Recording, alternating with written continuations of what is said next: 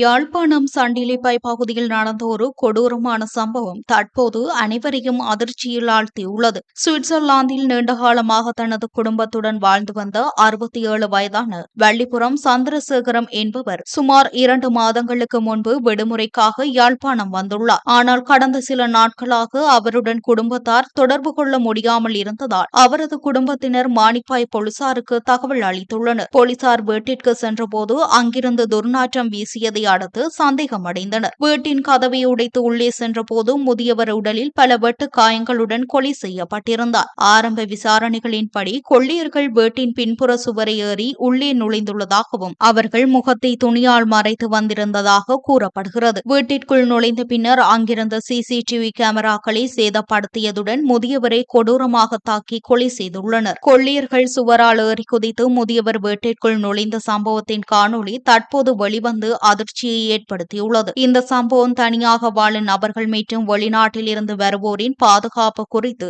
மிகப்பெரிய கேள்விக்குறியாகியுள்ளது. இவ்வழக்கில் போலீசார் தீவிர விசாரணைகளை மேற்கொண்டு வருகின்றனர்.